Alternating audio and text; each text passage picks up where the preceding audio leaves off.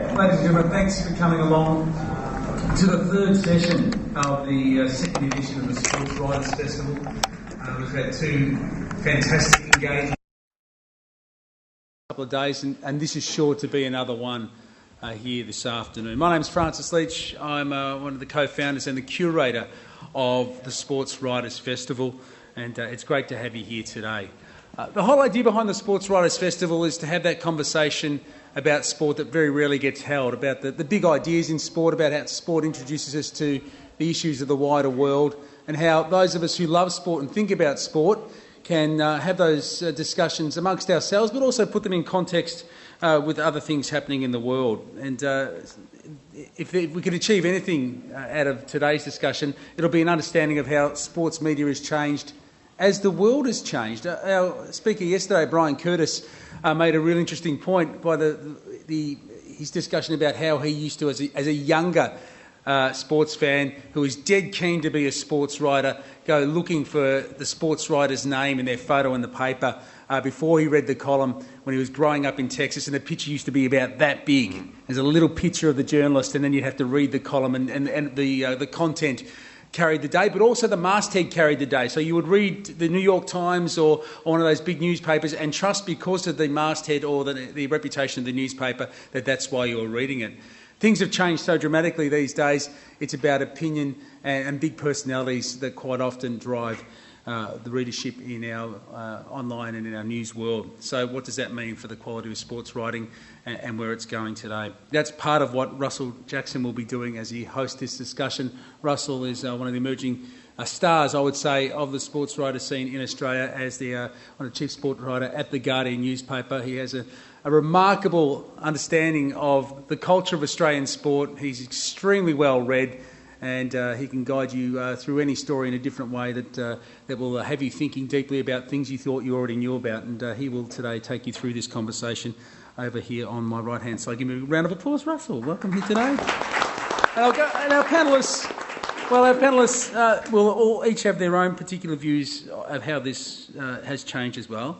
Merryn Sherwood is the Director of Sports Journalism at La Trobe University, and has been a sports journalist herself. And we need to thank La Trobe as one of our partners, and I will go through our thanks in a moment. And so she's now busily trying to help new and younger journalists and writers understand what their responsibilities and what challenges they will face in their careers. And then we have the class of, is it 85 or 84? 84.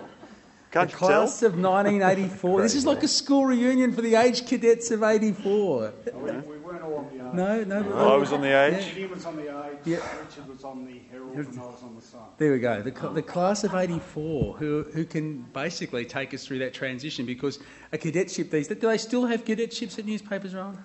I think they call them trainers. Yeah. But we all it's all all the same came out of except you school. don't get paid. We all came out of school. Yeah. And that doesn't happen anymore. Straight into the newspapers. So they are three writers who I'm sure you're very familiar with, and whose work has been informing us for decades about the sports we love, but also, more importantly, I think, also have been thinking writers who can talk to us about why the sport we love actually matters. I'm talking about Rohan Connelly, who these days continues to write for The Age and Fairfax News, and is a part of the team at my radio station 1116 SEN. Richard Hinds, who did write for The Age, but these days works for the Daily Telegraph, Fox Sports, and it works also alongside me today on the couch at Offsiders, holding my hand through a morning where we were just trying to squeeze as much stuff through as we could. Yeah. And Gideon Haigh, who is one of the world's great cricket writers and sports writers and great thinkers, and a class of 84. You no doubt can read any number of Gideon's books, but I suggest you take a look at his latest book on Victor Trumper, which Peter Muse from the Brunswick Street Bookstore has available to us up there. Before I hand it over to Richard, I'd like to acknowledge our sponsors. Skin Sports Apparel, Jamie Fuller, the CEO, is here today. Jamie, thank you very much. Without your continued support and belief in our festival, we could not do this, and the values that your company represents very much reflect what we're trying to achieve with the Sports Writers Festival. Merryn and the team from La Trobe University, thank you as well. Cyclingtips.com.au, who've been great supporters. 1116 SEN, who've been also fantastic, along with the Raw, which is online, raw.com.au, which is the voice of fan and sports writers all around Australia. I will hand it over to Russell, and I hope you enjoy the conversation.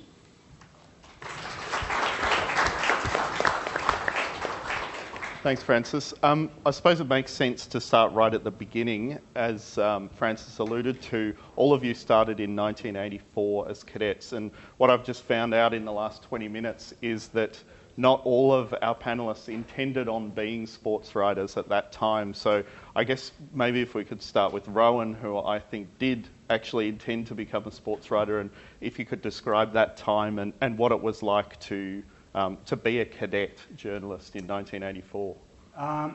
Well, I, as long as I can remember, I wanted to be a sports journalist. In fact, I think from the time I was about 5, I said I am going to be sports editor of The Sun. So I was quite goal-orientated about it.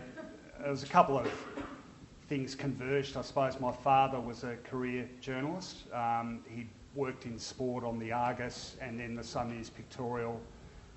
Later became a sub-editor, and then after that became a film critic on the Herald, and he did that for a long time. And the first 5 or 6 years I was on the Sun, my dad was still working on the Herald, which presented some weird and wonderful moments, mostly encompassing his battle with technology and trying to get me to solve his issues. But so I'd been taken into newspaper offices, into the Herald Weekly Times building from the time I was a little kid, and seen the whole process. And it was a bit, it was like films you see about newspapers. It was very exciting, and the paper always churning out, and the Herald, the afternoon paper, had 4 editions, so it was always go, go, go.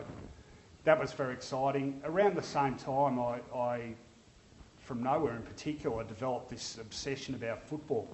In fact, I'm an Essendon supporter, and it converged with Des Tottenham leaving Collingwood and going to Essendon as captain coach, and apparently the revival was nice. So I jumped on board and became quite obsessive about football, but about sport in general. And those two things really, I guess, melded together, and basically, from the age of about 5, I had tunnel vision about what I wanted to do and what I would do. Fortunately, that came to fruition. When we started, I actually started on The Sun in 1983 as what they called a copy boy. So you're a bit of a glorified messenger. You got to write some stories, and were moved around various departments. But in between writing stories, you'd go out to put bets on for Terry Vine at the TAB, or go and pick up Ron Reed's dry cleaning, or weird and wonderful things, or cover for someone who was up to something they shouldn't be. And so you were sort of you had to, it broadened your life experience as well as your journalistic experience. But after that year, I became a cadet at the same time Richard and Gideon did. And one of the things about a cadetship was you had to do a part-time journalism degree at RMIT. So 1.5 days a week, we'd all lob up at RMIT and get told different elements of journalism. And did either of you two finish that course? Oh, you just ruined my first anecdote.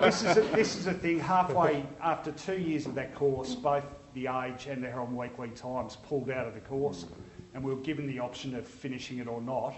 And you guys didn't? No, I didn't. Funnily enough. No, couldn't be stuffed. But it was an interesting group of people. We were just talking before. Actually, Gideon, if you don't mind me saying this, so I remember Gideon, I always thought, the Age guys, they're all very smart and proper and everything, but I always used to remember that Gideon wore desert boots with Sex Pistols written on the side.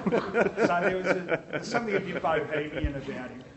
But probably the biggest success of our year was a guy who didn't become a journalist, a guy called Angus Birchall.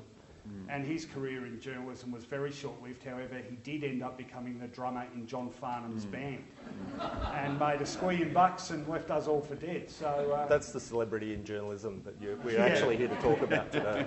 And meanwhile, so he's off drumming for John Farnham, and Richard, you're on the crime beat. Well, I had of course, coming out of Cobram High School, where I did my final year, I wanted to be a Shakespearean scholar.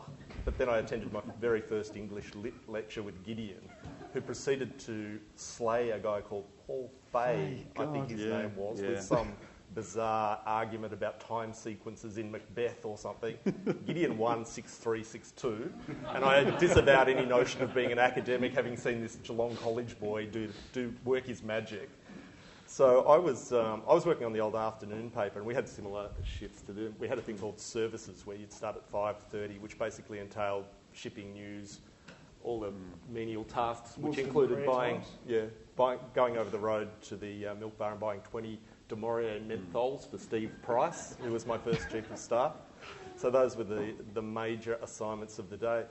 I was then put on the crime beat, so I was down at Russell Street in an old bicycle shop. Sorry, we were above an old bicycle shop across the road from Russell Street Police Station. So we had the 2 a.m. shift, so I'd go out and we had a thing called Car One, and we had a driver and a photographer and stuff. And I'd have the conflict of lectures at RMIT and a murder scene. So I'd be out, you'd get there at maybe 6 in the morning. The detectives hadn't come out yet. I hadn't found a phone booth to file yet. So I'd go up to the Car One, which had a two-way radio, and I'd be like, Richard Hinds to Chief of Staff. I'm at the scene, but I've got a 9 a.m. journalism lecture. Get that back to your position. You'll be filing by 9:30. So that's how I tell everyone my academic career ended, in a blaze of crime-fighting glory. Beyond that, I did that for about 3 years, and then I went to industrial relations, where I worked up at Trades Hall, which was a great education. I think we had a 6 o'clock Norm Gallagher. For any of the older members of the audience remember the head of the BLF. So one of your duties then was, I went from Steve Price's DeMaurios to Norm Gallagher's sausage rolls, which was part of the charm offensive to get a story out of Norm, who was always very obliging if you turned up with the sausage rolls on time.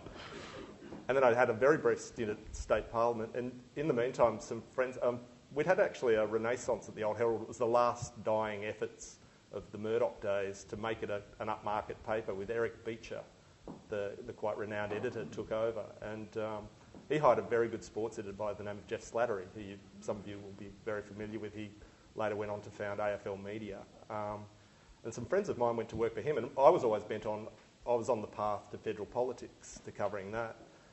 And my friends were having a great time working for Jeff, because we'd all be filing, fact-heavy 10-part stories for page 17, and Jeff was getting these people to write great essays for the back of the paper. So I thought, I'll have a year there. I was simultaneously offered federal politics and sport on the same day, and I said, I'll do sport for a year, which was 27 years ago, I think. So that was my path to sports writing as it was back then. And Gideon, you had no intention of going into sports writing? And I still don't.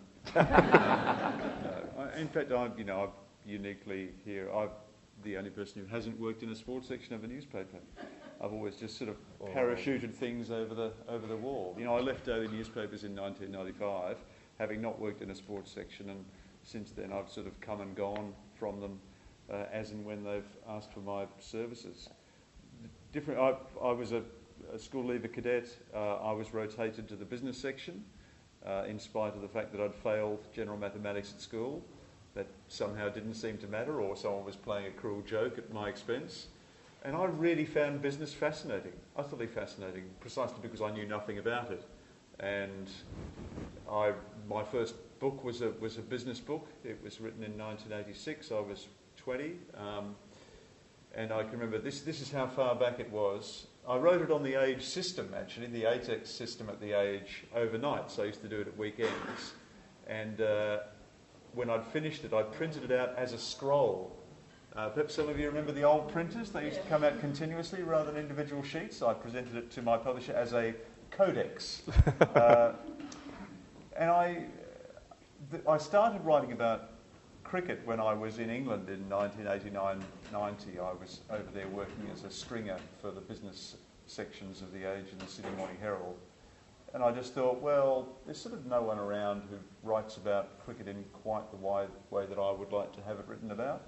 So I started to write pieces for a fanzine, a cricket fanzine called Johnny Miller 96 Not Out, and which I just found a copy of in Sports Pages bookshop in Charing Cross Road, and Wisden Cricket Monthly, which was edited by David Frith and was my favourite cricket magazine. I think the first piece I had published was a piece about going to all 4 days of a county match at the Oval, where Surrey scored 8 for 770, and Lancashire replied with 7 for 803. I just thought that was What was day 2 like? Well, Neil Fairbrother made centuries in 3 consecutive sessions and reached the milestone of the 3rd session by hitting consecutive sixes off Keith Medlicott over... I was probably the only person in the crowd who was actually paying attention to this by that stage. Or knew who Medlicott was. Indeed. Fair to say it's a bit of a flat deck. It was a bit of a flat deck. The closest I ever got to a sports section in a newspaper was when I worked in the business section at The Age, and I used to fill out the stock market quotations in the evening. There were never enough computers to go round. So, of course, being the junior most member of the section, I was sent over to the spare computer in the business section, and I sat next to Mike Coward, and we would ask each other extremely difficult cricket trivia questions. I think just going back to, I guess, the topic for today, I mean, Ron, when you started out in 1984, was there such a thing as a celebrity sports writer? Not really. I was pondering this last night. I mean, there were always sports journos whose names were really well known, and I grew up really being a devotee of the footy match previews of Alf Brown, who was one of the great football writers. And it's easy for people now to talk about how simplistic sports writing was then, but I remember Alf would do full-page previews of the game of the day. That could be, 2,000 words, very detailed, and a lot easier to do in some respects because you actually knew who was going to play on who most of the time, whereas now you're lucky if you can guess any matchups at all. So people knew the names, and after Alf Brown, of course, Mike Sheehan, he was Alf Brown's successor as chief football writer on the Herald. So people knew the names. I think maybe the difference was the opinion side of newspapers wasn't pushed as heavily. That's not to say it didn't exist, but I think the bread and butter was really the nuts and bolts reporting. And that's, I might be skipping ahead here, that's the one element that I think has really changed, and I think there's a very obvious reason that's changed with the advent of online media making breaking news still very, there's a huge currency on breaking news, but its lifespan is a lot shorter, so anyone can break a story now, but everyone else will have it 5 minutes after it goes up on the website. So you need to have other strings to your bow, and I guess one point of difference for media outlets now is opinion, strong opinion. One thing I'd definitely say, and I don't know what you guys think, but I think that a lot of opinion writing in newspapers in terms of sport is very informed, and it's been done by people who've been covering the beat for, in some cases, decades and really know their stuff.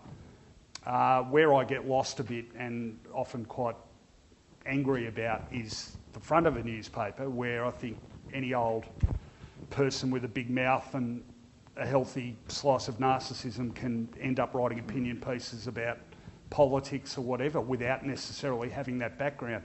I don't think you can get away with that in sport because you'd soon get found out. Yes. So I think that's sort of how it's changed, that currency. And electronic media is the other big one. I guess, football's my specialty. In terms of football, I'd say probably the big landmark there was when the program Talking Footy started, and Mike Sheehan, who was on the Herald Sun by then, but he became one of the 3 panellists on the couch. Now, Mike had done a bit of radio by then, and a few of us, I started doing radio in '96, but yeah, that sort of crossover into TV, I think, really expedited that process, and that's, TV and radio are now a staple of the sports media, even for newspaper journos.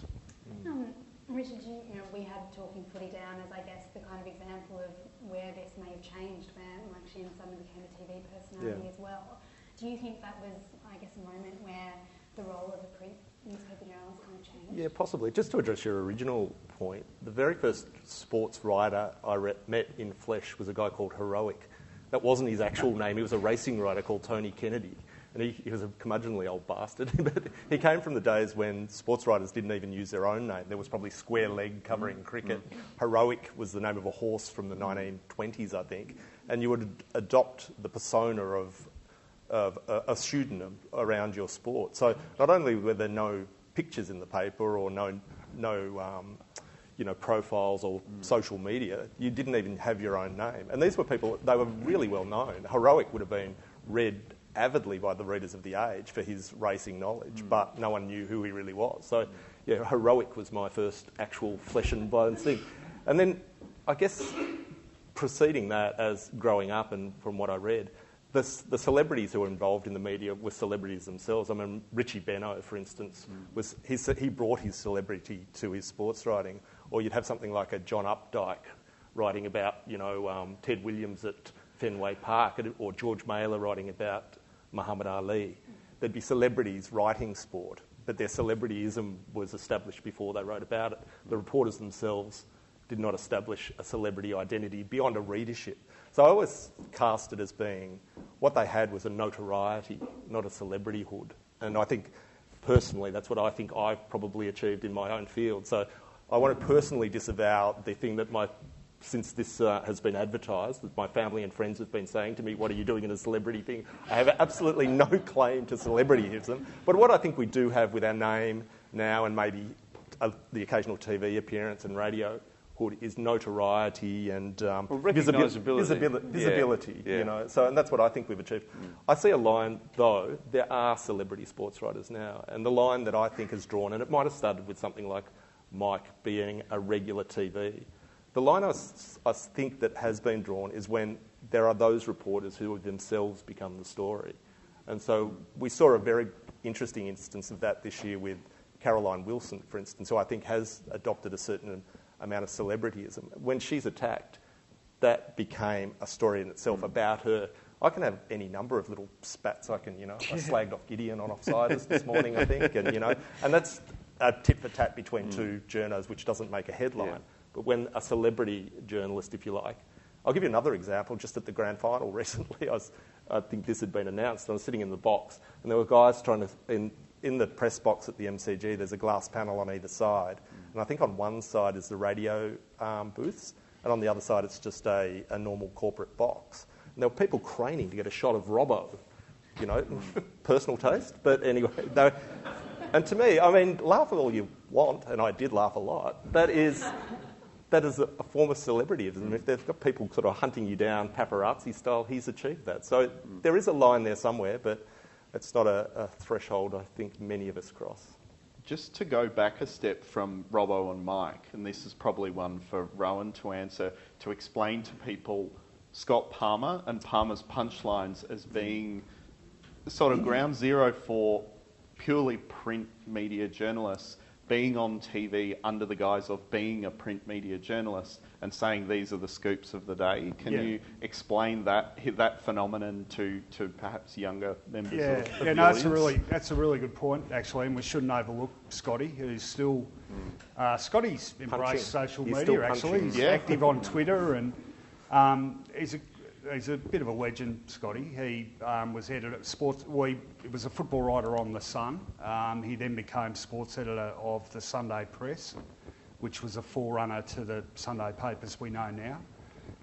And I'm just trying to remember when it started. It was probably, I reckon, very early 80s. Channel 7 during the Saturday night replay would have a cross to the offices of the Sunday Press, and Scotty would sit there and do a news update about, injuries or reports, or so the various reporters at the, often 6 games being played at the same time would phone in all the news out of those games, and Scotty would give a brief, or 5-minute wrap up of everything that had happened that day. And Scotty, for those who know him, he's a little nuggety guy, and he's got a very sort of gruff delivery, and it was always Drew Morford hosting, and I used to love this because it didn't matter what Drew asked him, Scotty would always say the same thing. So Drew goes, we go to the offices of Sunday Press, and Scotty, hamstring troubles for Lee Matthews. Terrific, Drew! He'd always say, terrific, Drew, even if he hadn't been asked, how are you? But you're right, Russell, that was probably the start of newspapers' involvement in a sporting sense in the electronic media, and it was a much awaited segment because we didn't have the internet. The football radio broadcasts all cut off at 6 p.m, And, if you knew, you might have heard something had happened in your round-the-ground summaries and whatever, but you wanted to know what the latest was. Well, you'd make sure that after the first game on the replay, around 7 o'clock or 7:30, you'd be watching Channel 7 when Scotty's cross came on. So it was might it have also been a sort of a forebear to or a precursor to the era of us giving away the news for free and spiting ourselves by a guy from the Sunday Press thinking he's going to increase sales, but actually giving it away for free on Saturday night so you didn't have to buy the Sunday Press. And then the internet did that to us royally many years later. No, that's a fair point. I think probably cut Scotty some slack. It was 10 years before the internet, so I don't know if he could have foretold the future. But no, I'm not saying he caused the internet. That was he's no Al Gore, but yeah. One for Gideon. So a few years ago you wrote that the only section of newspapers that's actually expanded in the last 25 years is sport. Why was that so, when so many other sections of newspapers have been in decline? I think editors, or at least publishers, have recognised it as an area, or understood it to be an area in which you can develop a distinctive capability or a distinctive identity. And if you have a clutch of sports writers who have a following, they'll bring their following with them if and when you recruit them. I think in a literary sense, there was a bit of a sort of branding took place in the 1980s at The Age, when The Age began publishing Gary Hutchinson, and later introduced Martin Flanagan. National Times had Adrian McGregor writing for them. They sort of brought traditions of sports writing that had probably begun overseas to Australian audiences, and began to develop readerships based on the quality of their prose rather than necessarily their ability to break news. Sure. So that's become a phenomenon of modern Australian sports writing, perhaps underdeveloped in a way. It hasn't fulfilled its early promise. And I think the other side of that is that the other parts of the newspaper have steadily dwindled almost to nothing. There's really sort of almost no reason for you to buy a newspaper these days apart from the sports section. It's not telling you anything that you don't already know. Or hence I mentioned before, the rise of commentary and opinion. I mean, that's, in my view anyway, that's one of the only selling points print editions of newspapers have now, that almost backgrounding the news rather than telling the news, because as you say, there's barely anything you'll read in a print edition of a paper now that you couldn't have read online 12 hours previously. Yes. Yeah. And it goes to another point that you made earlier, Rohan, about we've always had a kind of an active, disputatious readership who are prepared to take us up on our opinions and respond quite strongly to what we say. You know, if you write an opinion piece about the movers and shakers of the New South Wales right, 10 people are going to read that piece and care about it. It's going to go over the heads of most people. Whereas there's a line that Neville Cardis came up with. Neville Cardis was the great English cricket writer from the Manchester Guardian. He also doubled as the paper's music critic, and he said something like, "If I wrote that the Hammerklavier Sonata was Beethoven's last major work, I would receive half a dozen letters of correction, mainly from the continent. If I wrote that Sir Leonard Hutton had scored 363 at the Oval in 1938, rather than 364, I would receive thousands of letters from Yorkshiremen alone." And I think that goes on being true. We have readers who watch us very closely and who are prepared to argue with us, and that's a good sign. That's as far as editors are concerned, that's promising. You can do something with that. Can I just take that up quickly, because this is a bit of a bugbear of mine, that I think we should be having a lot more of those conversations with the readership. Yeah. But a lot of newspapers are actually going away from publishing reader comments.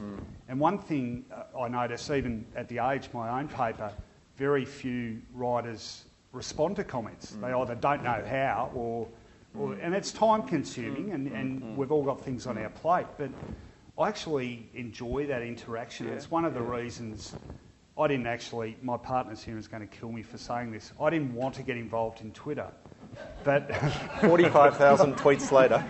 But once I did, I realised I really enjoy that interactive nature of the debate with the audience, and I think the audience now expects to have that level of engagement with the media, and I think the mainstream media could actually do more to foster that to its own benefit. And that's interesting because for so long as writers, you were talking one way at your audience without having that feedback.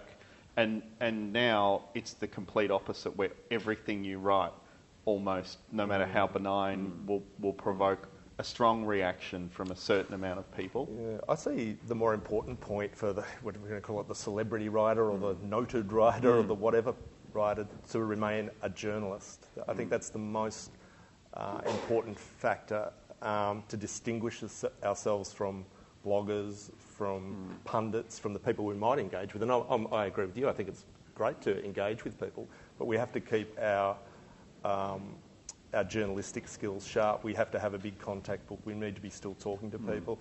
And I think most of those who would fit into that category, I mentioned someone like a Caroline or a Robbo or those sort of people, certainly I'm talking in the smaller sphere of Melbourne, certainly do that. And it's possibly an advantage you do have of gaining a certain amount of notoriety. You do gain that entree. I feel terribly sorry now, and Merryn might appreciate this, for young journalists coming in now, and the levels of access that we have to athletes and clubs and to people has just dwindled so much. It's partly our fault, not our fault, but it's the number of people, the number of sports writers has grown exponentially, and through websites and even the Cricket Australia, they have their own journalists. They used to complain about us. Now they're creating their own at Cricket Australia and the AFL. Well, it's got worse because the AFL not only have their own journalists, but they now win half the AFL media awards. So we can't get a look in. Yeah, so I mean, and these people find it terribly difficult to develop a contact book, to have one-on-one. And I've talked to these people or tried to guide some of these people a little bit, and they're developing opinions about people they've never had a one-on-one conversation with. They're developing kind of ideas about personalities and writing profiles of people who they've only ever seen standing in front of a sponsor's board. And so I think if you want to talk about celebrity or notoriety or whatever you develop, it can be actually an active tool. So, to develop those contacts and relationships, you suddenly start having people coming to you to write things, to talk to you, to offer interviews and so forth. I think that's certainly a topic we wanted to speak about, and probably in the notion that that there is less access, and perhaps that has also contributed to this kind of wave of opinion because you can't actually speak to people. So I was a journalist at the Canberra Times for a few years, and one of the things that happened there when I was the footy reporter was that we used to have Western Bulldogs games there for a few years, and so I went down to the rooms after a game once and was like, can I speak to whoever the best player was on the field that day? And they said, oh, well, no, you didn't submit your request 3 days before the game. And I was like, but I didn't know they were going to play well 3 days before. I was a little bit confused about kind of what happened. Anyway, there's kind of this one incident along with a few others in that basically these teams would come to Canberra, and I was a very unthreatening young journalist that just wanted to be able to say, go on Canberra, just going to write about it. I kind of drove these into my PhD thesis, which was about media access in Australia. And I actually used one of your articles from a few years ago, quoted quite extensively about the media policy in the NRL at the time, which I think has probably become worse since then in terms of access. But as part of this, I spent a week in an AFL club, and I tracked all the media that actually came out of that club, all the media opportunities that they did.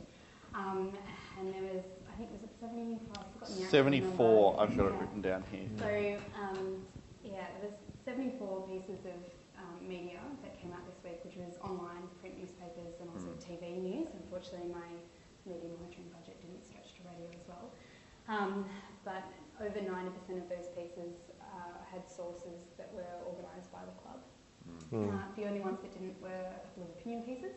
There was a couple of pieces that were kind of like broad stories that were like, here's some rising stars in the AFL. And there was one with an ex-player. Which club was it? I can't say which club confidentiality, but I sort of, it was a Melbourne club, and I just wanted to see kind of what an average week was and how much the club controlled access. And one of the things that was really interesting to me was how negotiated it was. And as a journalist, you can call up and ask the source, but you probably might get your fifth option. The example I always give to the then and now is a profile I did with James Hird when I think he was 20 or 21 for the Sunday Age. And to write this profile, I asked for a bit of access. So I think I went to RMIT, where he was studying at the time. I hadn't been there for a long time, of course. Spent an hour or so talking about his studies there. I went to his house, drove with him to the footy show. He was on the panel that night, watched him do that. Flew on a light aircraft down to Warrnambool with him and I think one of the Danahers, where they were doing a club night. By the time I wrote the piece, I'd spent a good 8 hours of one-on-one time with him. I spoke to all his family. He trusted me enough to give me his notes and whatever. And I wrote about someone I felt like I at least had some personal insight to. Whether I was right or wrong, I'm not sure, but it was a real person. Now, if you get 20 minutes down the corridor at Windy Hill or any club, you think you're blessed. And that within the space of maybe, how old's James Hird now, 20 years? I'm not sure. I wrote that for the... Yeah, it'd be 40. Yeah, so I wrote that for the Sunday Age at the time, and it was probably a 2,500 word piece, but well-sourced and real. Now, and again, you're lucky if you've got some notoriety and you can get some access, but it's changed a lot. And that's been, I'd say, just to your point, that's been the area that's suffered the most is profiles of individuals. Yes. Because what I find, AFL clubs are generally more willing, I think, to play ball with electronic media because they know it's quick and it's pretty easy and generally won't be that taxing or the questions won't be that searching. So post-game isn't too bad. Like even if you're a print journalist, you can turn up in the rooms after a game and they'll wheel out 2 or 3 players to speak to. But you're only ever going to get 5 minutes. You're not, like to your point, you're not going to get hours and hours. One thing that I think has really suffered, and I've felt this personally, I love doing profiles on players, but I've found in the last few years I've done a lot less of them because a guy will come out of nowhere and play a couple of good games and you think, gee, this guy's got a great story, wouldn't it be good to do a piece on him? And you ring up and they go, oh, well, he did 3AW last week and he did SEN this week. Can you put it off for 3 weeks? Well, 3 weeks he might not have got a kick and be back in the seconds. So you can't plan that far in advance.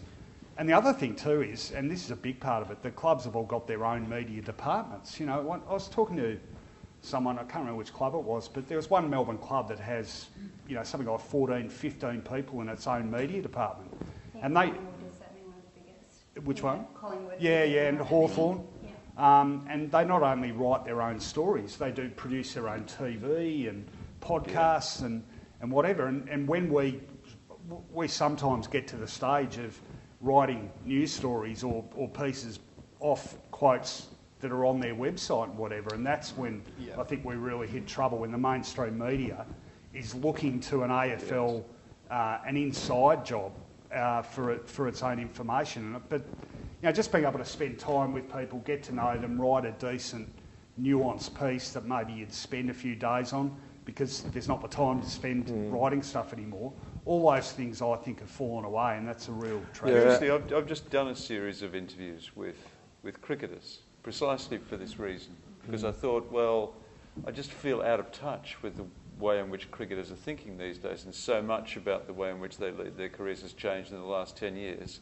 I want to know what cricketers are thinking now about, not just about their own performances, but about the game, about the career options that are available to them that weren't even available to them 5 years ago, how they deal with this endless touring, what sort of support networks they operate, how they deal with mental health issues, which I think is a great unexplored frontier in sports writing. And I've actually found the players, I haven't bothered going through the media relations people. I've found my way to the players individually, and I've actually found a great hunger to talk about this.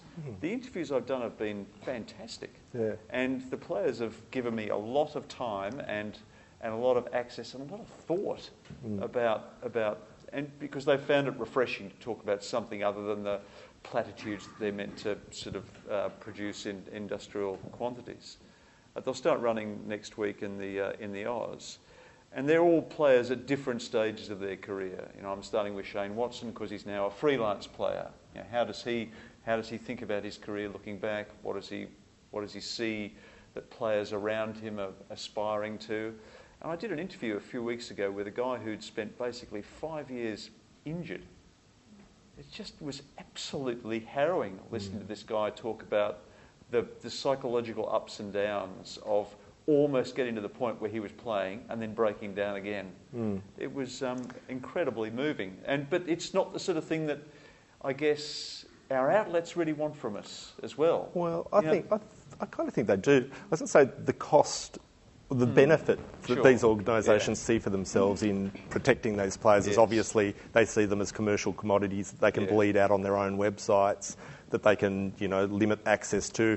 They feign excuses about them being overloaded and so forth to cricketers who are sitting around for 7 hours a day. But the absolute cost to them over the last decade is empathy. And I've seen a whole generation after me. I've got more salt than pepper now, so I can say this to young journalists. But I see journalists now writing stories with an absolute lack of empathy. They don't know a player. They can't put themselves in their shoes. And it's not their fault. They've never put in a position where they're sitting down one-on-one as a human. And they're in a much better position often to do so than I am because they're 30 and the player's 25. I'm 100. I've got no skin in with these people at all whatsoever. I'd rather talk to their dads. So I think we've become harsher and harder on these people because we lose it. And we start to do that ourselves. So it's really interesting that you've chosen to do that because I think you'll probably soften yourself about some of these players, And yet you say that, Richard, about the generation gap and that empathy issue, and yet I think, so taking the Nick Kyrgios situation as an example, I feel like you've probably written with more empathy about that than perhaps journalists who are closer to Nick Kyrgios's age, who in theory should understand. Yeah, I'll tell you why I've done that. At the start of the year, I wrote some probably fairly scathing stuff, and last year, and pretty cliched 101, you're a naughty boy, Nick, sort of stuff. I was actually contacted by someone very close to Nick, out of the blue, who said, look, there's another side to this guy, and you can take it or leave it. He'd been working with him at the Davis Cup in February, and that was just immediately after the Australian Open. It was Wally Masur, let's get off that. And he rang me up and said, look, and Wally's a really intelligent guy and not an apologist at all. He said, look, this is wrong with this is wrong. I don't like his brother that much. He has no coach. The camp is very loose. Nick's loose himself. But he said, look, after the Davis Cup tie in Darwin, I think it was, where Nick was dropped for the last match, the last rubber, sulked, was publicly, did his usual I hate tennis routine. And while he said, look, this is what you don't understand about this guy and I don't understand, the next day Nick left the camp and was on 4 weeks off. And the common assumption was we won't see him for 4 weeks, he'll be on the PlayStation and basketball court. He got a call from a friend in Canberra where Nick lives and said, guess what, Nick Kyrgios has been on the court for 4 hours. So the guy who hates tennis had gone back, and whether it was self-punishment or whatever. So he's a very complicated guy. And there was a number of other stories that Wally was able to tell me, and he was backgrounded me. And I guess, again, I come back to that sort of notoriety, and it's the sort of feedback you get from people if you bother to have contacts. So if I've been more empathetic about him, it's probably because I've been backgrounded on him. So, and I think that cuts back again to that point about whether we're become celebrity journalists or whatever sort of journalists we are, we need to remain contacted and not be bloggers, not be couch potatoes. But I guess has this made it easier, the fact that you're distanced from people? Has this really, I think, fueled the wave of kind of celebrity opinion-driven journalism where it's easier, as you said, you don't know the people to... Oh, no doubt about that. I mean, personally, I'd say that it's easier to give someone a kicking if you really don't know them. Doesn't mean you won't give someone a kicking if you do know them, but you're probably, like Richard says, you're probably more likely to take a nuanced sort of view. Whereas, I'm just trying to think of some personal experiences. I don't know Campbell Brown very well. I've interviewed him once, but I had a massive Twitter dust-up with him a few weeks ago. And I called him a knob. So it's a fair chance he might break my jaw next time he sees me. But if I knew him slightly, and sort of knew his various quirks and whatever, I might have been a bit more circumspect. Then, given my Twitter history, probably wouldn't have been. But there's no doubt if you have some sort of any sort of relationship with someone, you're going to think more. I think you're going to think harder about really putting the boots into them than if you don't know them from bar of soul. Yeah. Well, in my case, I wrote a book about Shane Warne, and I must say, over the journey of writing about Warney in his career, I've probably interviewed him half a dozen times, and in between times, I'd sort of get frustrated with him. I'd get annoyed with him. I'd think, that was a stupid thing to do, Warney. Maybe everyone's right about you. And then I'd meet him again, and I'd forget all about that because he's actually so charming and affable and agreeable. I think that's a really interesting case. I compare your book on Shane Warne to Paul Barry's book on Shane Warne, which I thought was a job on Shane Warne, and some of it was so patronising and classist, and I think Paul thought he was doing another Kerry Packer and so forth.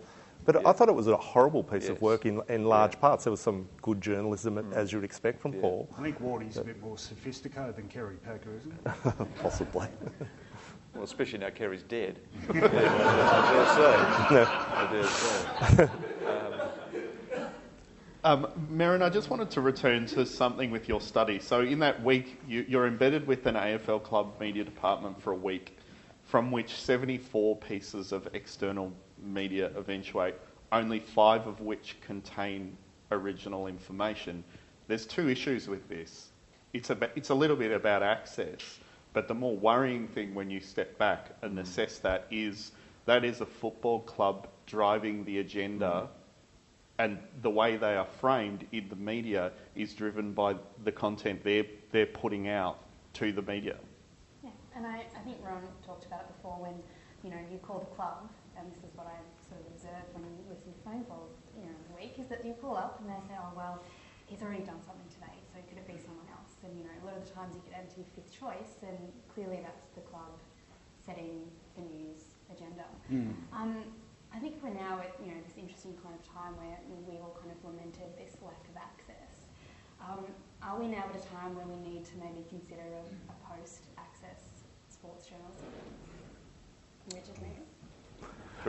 Absolutely. My favourite story, I almost count them every week. They're on not SEN radio is the key, but on their news service, not so much on the thing. It's Geelong assistant coach Bernie Smith says the Essendon drug scandal is whatever. And we relentlessly run comments and quotes and audio of the one person put in front of that sponsor board on a topic that's absolutely nothing to do with him. It's just absolutely bizarre. And of course, it's the access driving the news agenda. And some of the links, it's more than 6 degrees of separation from the people away from the story, other than the fact that he's the one in front of the microphone. I would say this though, Richard, at least that's someone from a club, whereas when we get really desperate, they're reduced to Greg Denham says that Hawthorn should... Well, there's your celebrity journalism segue. Well, there's one today. Okay, I've done an hour on SEN today. I've gone on and I've had a bit of a dummy spit at the police and at the media about their reporting of A-League and how jaundiced it is. And, I mean absolutely every word of it, and I'm quite passionate about it, but you do get a bit embarrassed. SEN's got a website, and so I'm on Twitter and I see Frank works at SEN, he's aware of this too, Connelly slams police and media coverage. Well, do you think the police are going to give a toss what some stupid journo says about their policing? And that's a bit of a cringe thing. I mean, I know I agree with what you're saying, but at least that is someone in a sporting club. When we're reduced to sort of quoting ourselves. But when you talk about post policies, it should be just we don't. The kid who's sent out to, and again, I feel sorry for that because it's a very difficult task now to have the access. The kid who's sent out there should be on the phone ringing someone related to the story. And the smarter ones do it, and they're the ones who rise to be the better journalists, I guess, if they're self-motivated and directed properly.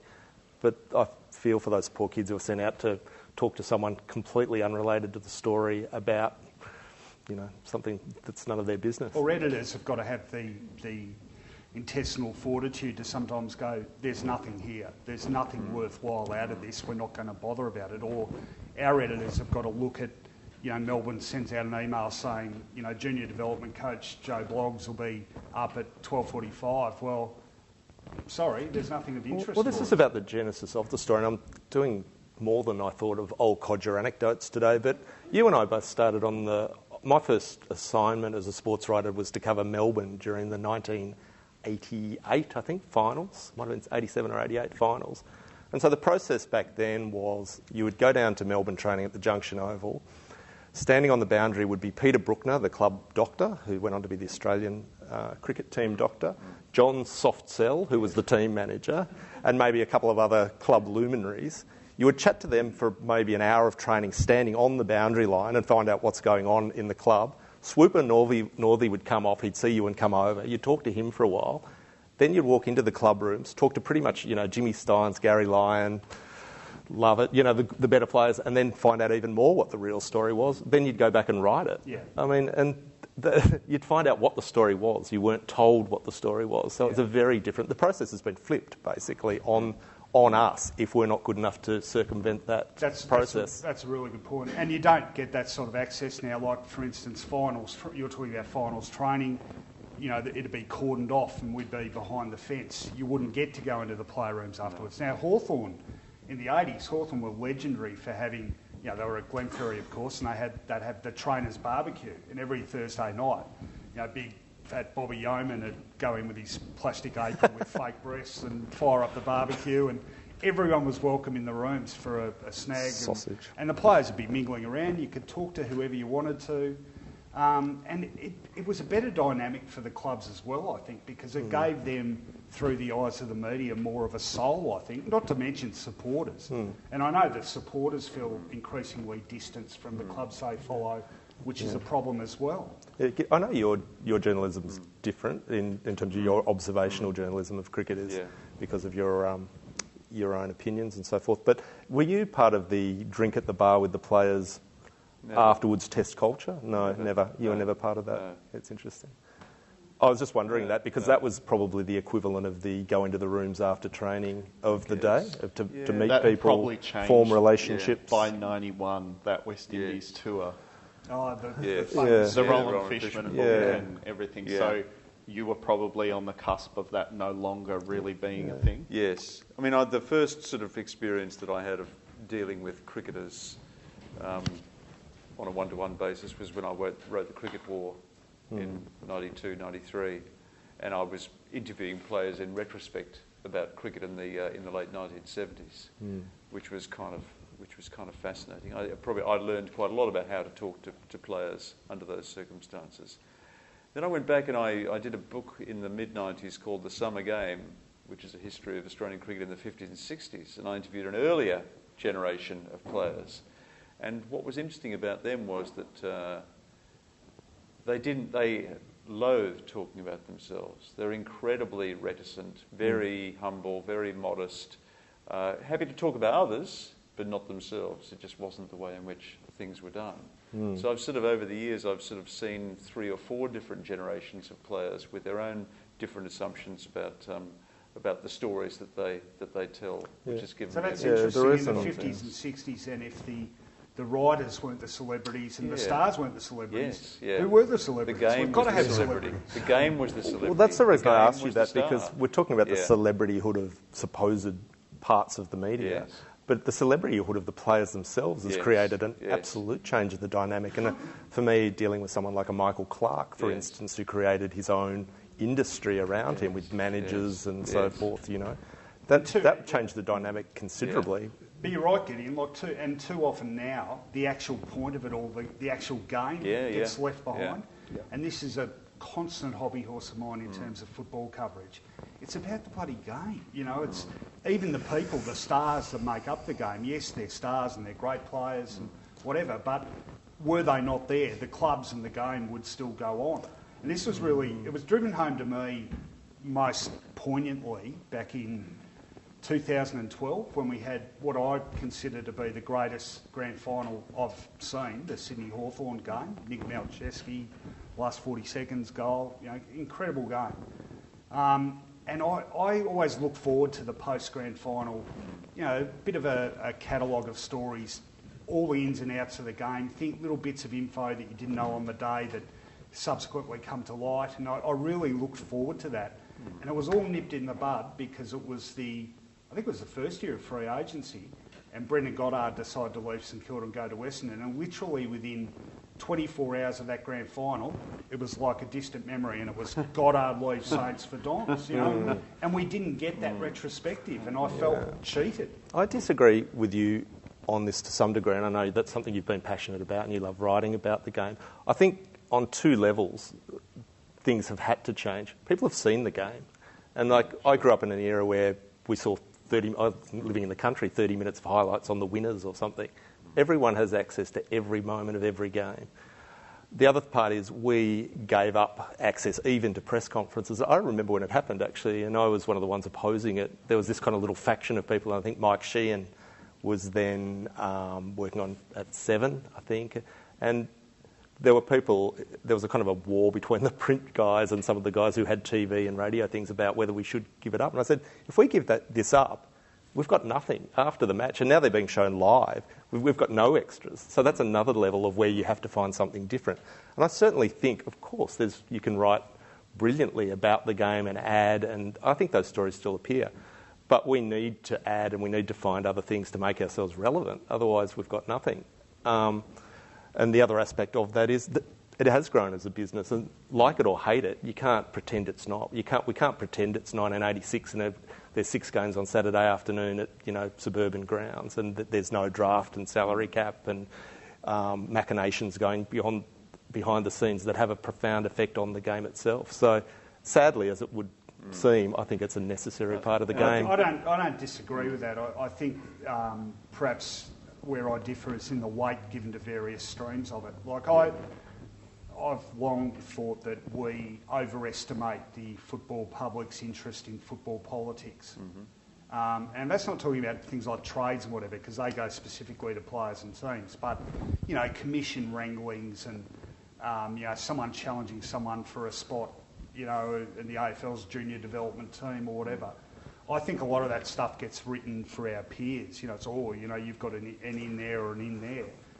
I pretty strongly believe the footy public would actually like to read more about the game. And I appreciate what you're saying about everyone having access to it. Whereas it's almost entirely the opposite in Gideon's case with cricket, where so much of the future direction of cricket depends on those dry topics that a lot of journalists really don't want to be bothered with. Yeah, that's true. Yeah, that's interesting. I think we have always tended to just throw way too many resources at a day of Test cricket.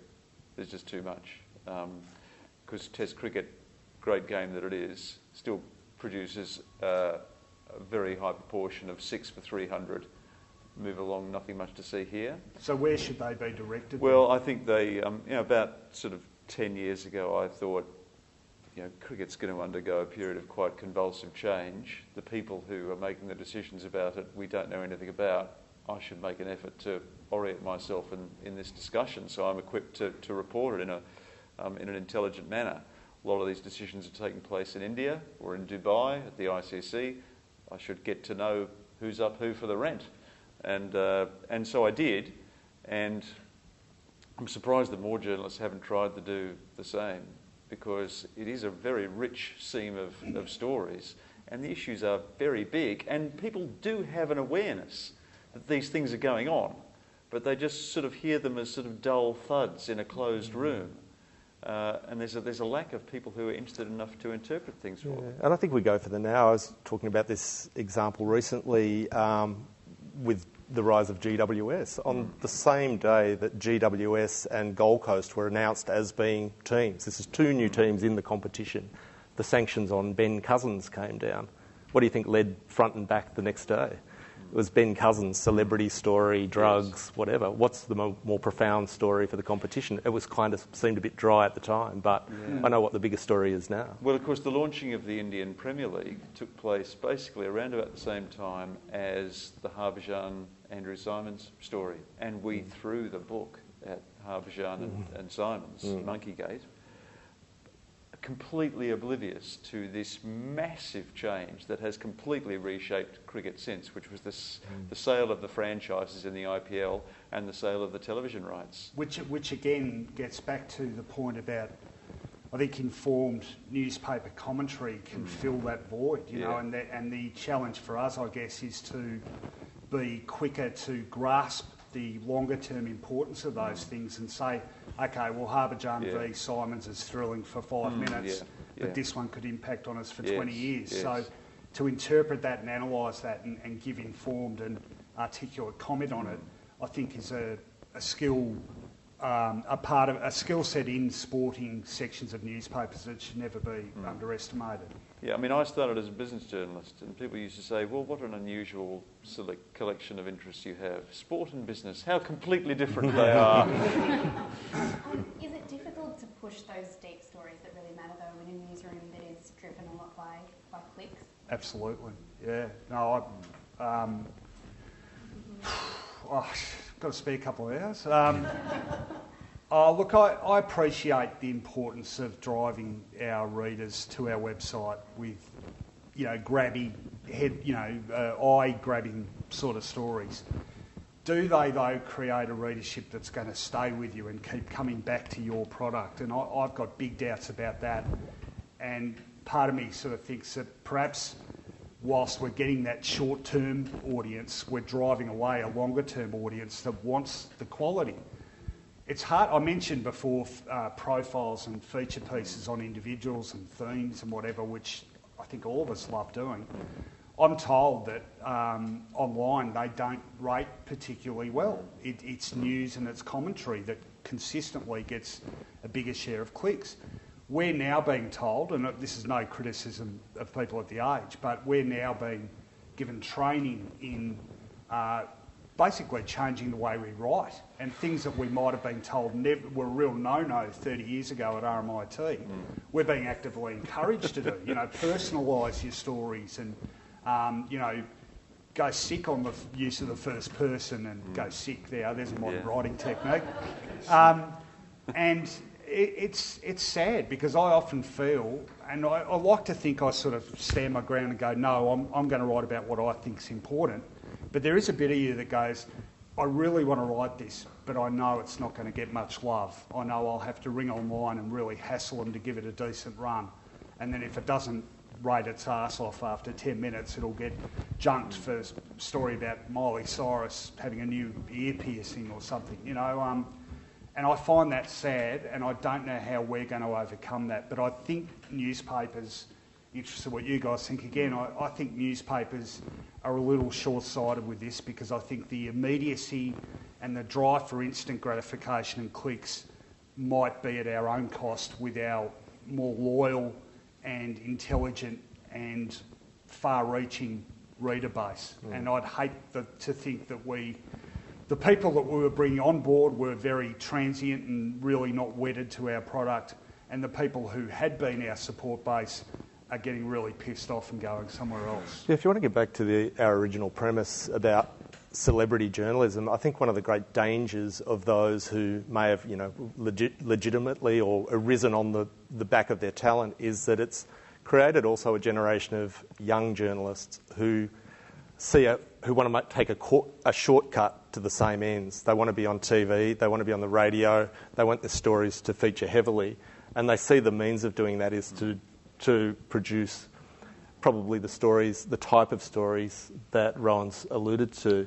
And so you find them, it's not only injecting themselves in the story, but it's looking for the very salacious angles, I guess, about stories, beating stories up and so forth. I mean, that's been going on forever, but I think there's an ends to it now that's unhealthy, and that is, if I do this, I might end up on Fox Sports News, which might lead me to being on Talking Footy, which might lead... There's a road to this and a chain of it, and I think that is probably one of the unhealthy aspects of the celebrity journalist. Richard, just on that, as far as going back to the issue of access, now we've talked about this before, about when you've reached a certain level as a journalist where you have some notoriety and perhaps have access to a higher level of source, is there not a potential situation there where, in order to maintain those sources, we end up in a situation where senior sports journalists perhaps pull their punches talking about, so if it's Kyrgios, or it happened a little bit with Kitty Chiller, there were some very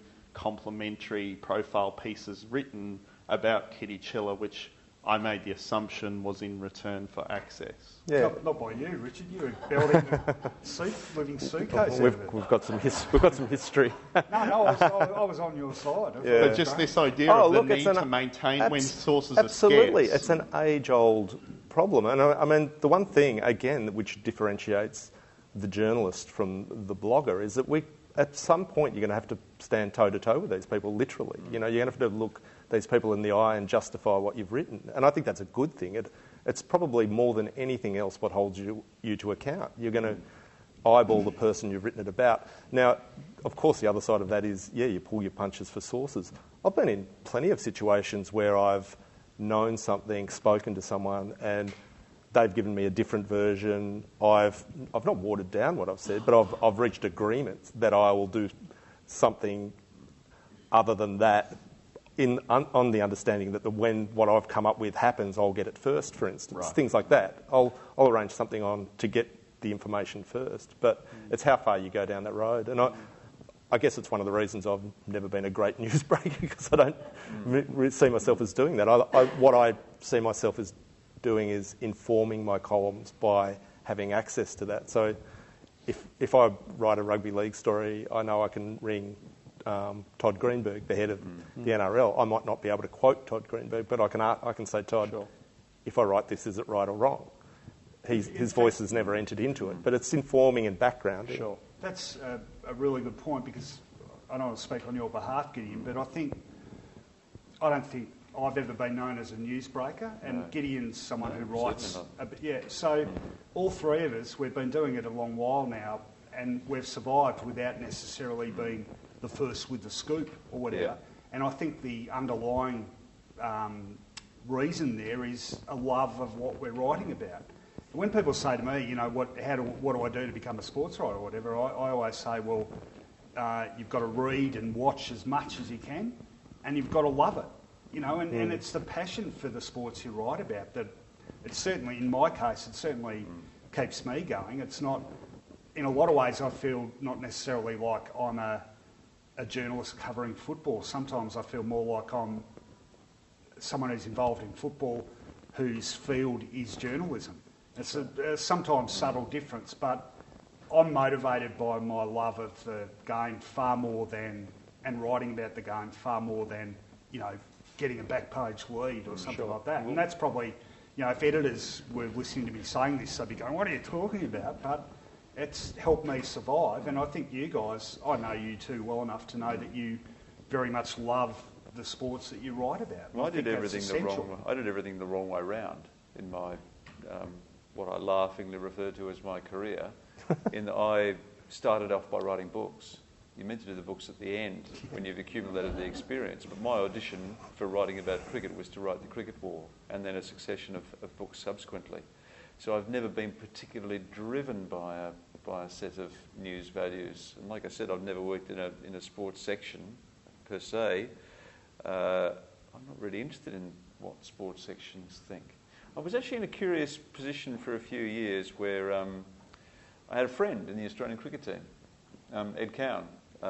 And I had a pre-existing friendship with Ed, and then he was selected for Australia, and I had to write about him.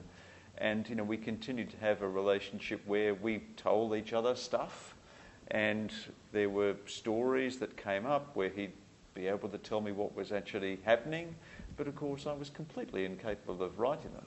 There was no way that I could put him in an awkward position. So, you know, there were cases where I actually had to play dumb. It's the only quite person. Easy, really. It's the only person I've ever, I think, in journalism told not to tell me something because he was saying it very, very loudly in a hotel hall room after about the third test. And I was thinking Michael Clark and a few others were just not now.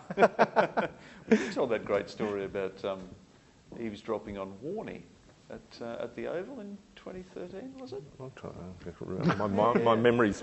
Didn't you walk past Warney? I remember you coming back to the press box, and Warney had been talking loudly into his mobile phone, saying, "What you don't know is how much I love you." Oh, that's right. He was in a stairwell at Old Trafford. Hinds comes back to the press box. He's looking white. You know, I've got a great story, but I don't think I can write it. Geez, that would have narrowed the field of candidates. Yeah, I couldn't. Yeah, would have taken me too long to verify the source. I'm kind of interested to know because obviously today's topic is about the celebrity of journalism, but all of you are obviously very committed to the act of journalism first.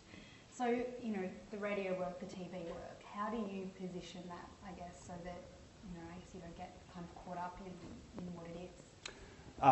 In terms of combining that with the other streams? Getting caught up with the idea that you might be a celebrity because you are on TV and people know who you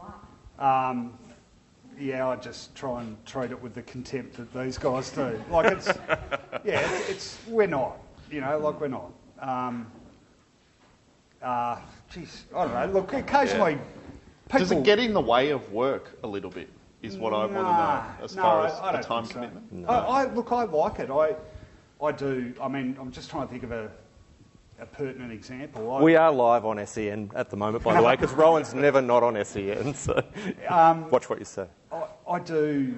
I find I get recognised more from SEN than The Age, which is interesting, given the respective audience reach. I know I do the boundary for SEN at Friday night games, so I'm walking through the crowd all the time, whatever, and half-time I might sneak out and have a dart outside and, people come up and say good day and whatever, but I really enjoy that. And I'd never, when those interactions are happening, it never strikes me as, I don't feel them sort of saying to me, oh, wow, you're me.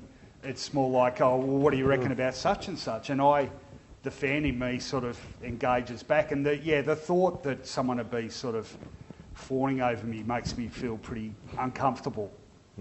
I'll tell you why I haven't embraced or deluded myself by the idea of celebrityhood in the media. The very first time I did Offsiders was quite a few years ago, I think when Barry was hosting Barry Cassidy. Yeah.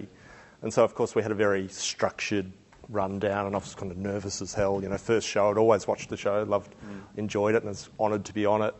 And Barry, of course, said, OK, we'll be going with, I can't remember, we're going with the cricket first up. I'll throw to you first, get your first one out of the way, toss you a full toss and away we go. And of course, so lights come on, action, I'm sitting there quivering in my chair, and he said, so Serena Williams and her sister, and it took me about 3 minutes to get the dentures out of my top thing. I, for about 3 or 4 minutes, quivered like hell, and pretty much found my place in the TV landscape straight away. So it's a levelling medium. But no, I think we have a visibility, we have a notoriety, it's pleasant. I know that it's pleasant doing my job in Melbourne. I had a very brief time up in Sydney. And people said, oh, what was it like up there? How would you distinguish the media landscape? And I'd say, well, I put it this way. When I go to a dinner party in Melbourne, there'll be a couple of people who might have read your stuff, which drives my wife crazy. And, they might know a little bit, oh, you've heard your name somewhere, you've done that. And then you'll have an informed and interesting conversation on sport. In Sydney, I went to dinner parties, and the usual question, oh, what do you do? Oh, I work at the Sydney Morning Herald. What section? Oh, sport. And they go, do you know anyone in the real estate section? So Melbourne's a great place to be a sports writer. Just to bring you all down to earth, is this really the amount of sports writers on TV? This is really just about the fact that talk is cheap and it's the cheapest form of programming to produce, to have you guys sit there and give opinions you'd otherwise be paid to write. I'd argue that's far more the case in terms of quantity. I'd argue that's far more the case with politics. I mean, you cannot turn on the TV now without Is there a News Corp political columnist who isn't on a TV show? And is there one that isn't completely objectionable? That's my advice coming out there, but they're everywhere. Whereas I think there's still quite a lot of us sports writers who, well, you do. So maybe the relationship that with cross-media ownership now, that it's just becoming easier to get people, and I guess this might be the case with you, but you sort of taking over Fox footy. Right, there's plenty of us out there. It is cheap, and I mean, we get the phone calls from the radio stations every Monday morning. Can you talk about this and do that for nothing? And so I think it is very cheap. I'll give you a good example about that. Actually, recently I was asked by Fox, a good producer there, to kind of come up with some alternative ideas to the standard panel show. Can you come up with something that's a bit more substantial, that's a bit more meaty? So I thought about it and spoke to a few people about it, came up with some different ideas. And the feedback, once they fed it up the chain, was, yeah, but what about something with a panel and 3 and 2 ex-sports stars? And I threw my hands in the air and didn't try to reinvent the wheel. I guess Offsiders has always been an alternative to that, hasn't it? Yeah, it's never had a sporting so I tried to celebrity, steal some DNA, but they wouldn't be in it. Well, of course, the reason is that, of course, the ABC can't afford sporting personalities. So they have us. We are. Talk is cheap, particularly at the ABC. It's getting cheaper. This is the thing, though, that for all our cringing about this, one of my bugbears I love Fox Footy. I reckon they do a great job of covering footy. But to be perfectly frank, there's some former players they use that have nothing to offer. Yep. And I think they sort of sell short the intelligence of the audience sometimes because, yes, some of us may not have played at the highest level, but we have been watching it for 30 or 40 years and we do study it pretty closely and we talk a lot to the people involved. And without naming names, I mean, sometimes you hear some of the former players and they've got absolutely nothing to say. And I think there tends to be a view at the top of TV that, if you haven't played, people won't listen to you. I think the sporting public is more sophisticated and accepting of that now. And I actually think there'd be more room for non-playing types in that sort of environment than TV executives think there actually is. Just on that point, so one thing discussed yesterday in Brian Curtis's session was the rise of the advanced stats movement and people gaining this understanding of sport via numbers. Now, if you look into football media and football TV, the one person that really does that, David King, is lambasted for it. Like, people just torch him. And that's interesting to me because a lot of people claim to want something different from their pundits, and when they get it, sometimes the reaction to it is so positive. Statistics, of course, are only as good as the people analysing them. So if that laboratory's, what's it called? The lab spits out a series of numbers. The war room. My respect for will be based on whether they're interpreted by Jake Niall or by Barry Hall. Yeah. If it's Jake, I'll have a look. If it's Barry Hall, I'll tune out. So, that's the statistics industry. I think the other important thing too there is that, I think Kingy sometimes cops it unfairly. Other times I don't, because sometimes I think there are premises that you can see have been driven by the numbers. The premise should always come through observation and instinct and then be backed up with the numbers.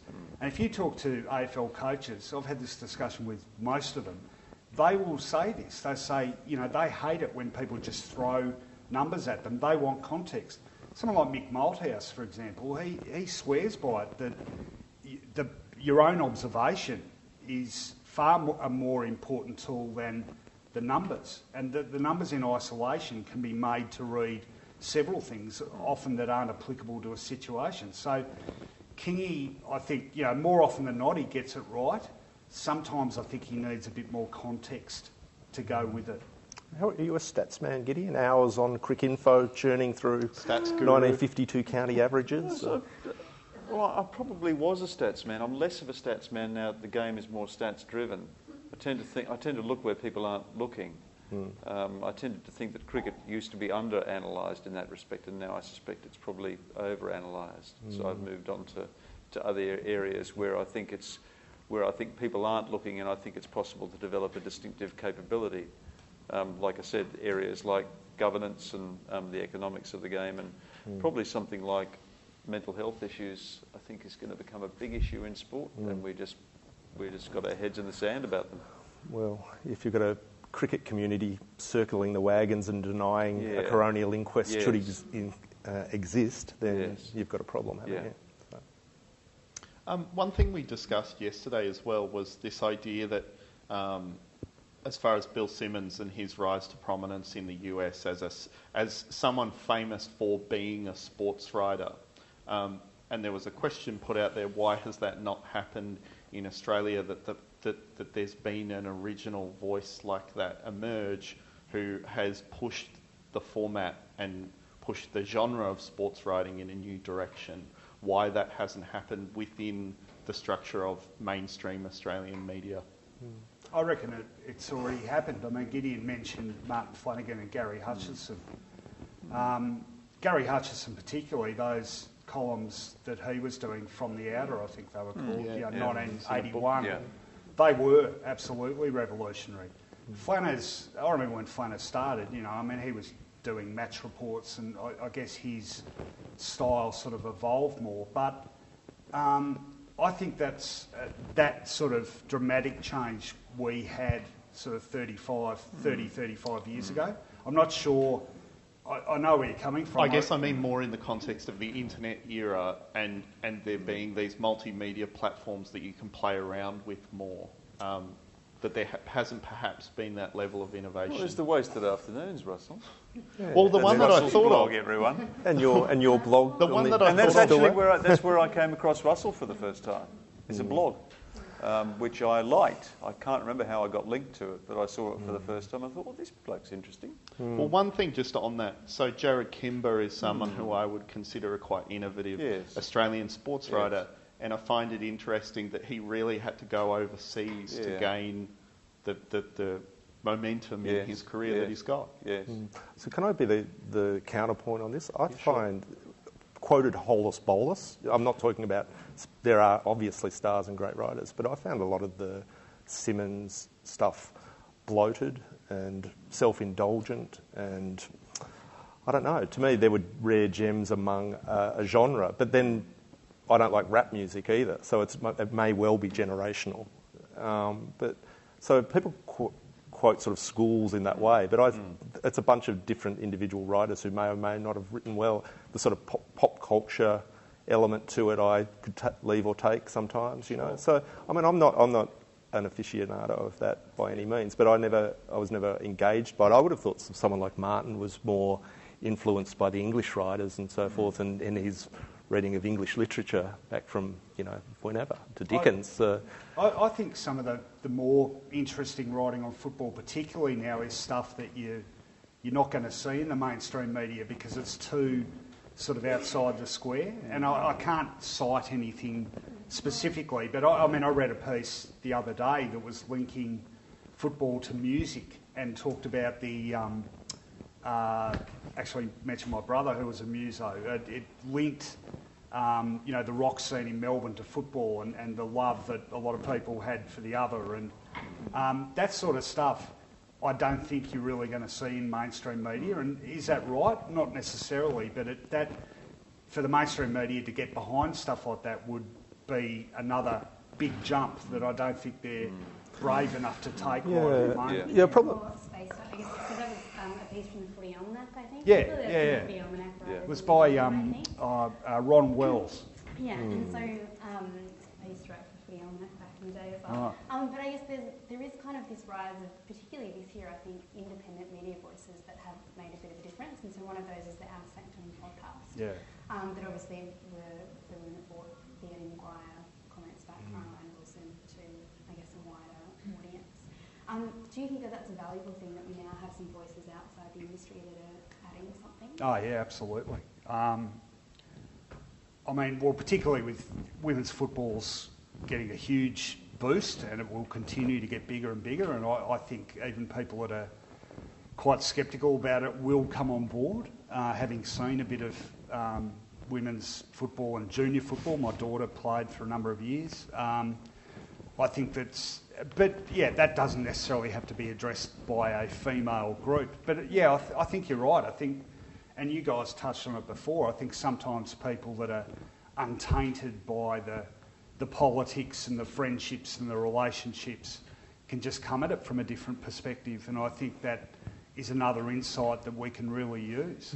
So yeah, the Outer Sanctum, I've listened to a lot of their stuff and read plenty, and it's great, and it is fresh, and I think it's really important. It does come with one caveat though. You can put 100 horses in the Melbourne Cup, and they're not all Melbourne Cup horses, and there's a sort of because of the ability to self-publish now, there is an equivalency that people claim, and this is very snobby, but not everyone's up to it, but everyone thinks they are, of course, and but people writing without contacts, without travelling, without experience, can write several very good pieces, but maybe not maintain that over the journey. I'm not sure, but that's my one caveat. It's that there are some fantastic things written from outside the thing, some great. Of course, that's what the internet's done. It's broadened publishing, it's broadened reach, but let's not pretend it's all gold out there.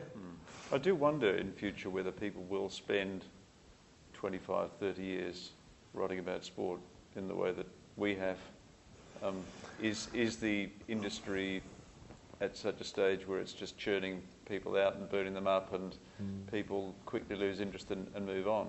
It is quite difficult to come up with different takes on sport over such a prolonged period. I remember going to interview a writer of female erotica, and she said that one of the great challenges for me is that what I'm describing is a fundamentally repetitive activity. I said, that's a challenge for me too. Absolutely.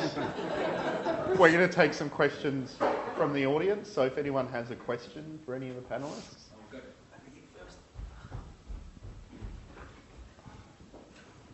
Did you run the piece? Hi guys, my name's Daniel Warby. I write a bit about women's sport. This is really fascinating to me, this talk of access. It's been a bit of a theme over the last couple of days, and you guys obviously went into a bit of detail today, and it seems to me like you really miss those days of having that kind of access with players, and what Gideon just said then before about you tend to look where the people aren't. I was wondering if you guys would consider perhaps looking more towards women's sport and telling the stories of those female athletes where you actually do have the access. Well, yeah, I would. I was trying to think how to handle this. I mean, we've got, for instance, on the Age, Samantha Lane has tended to write the women's football stuff. Larissa Nicholson, who's one of our younger, she's written a great comment piece today about the pay issue in women's football. But that's not what I mean. You guys seem to miss that, like really get into the story and tell that story. They're right there waiting.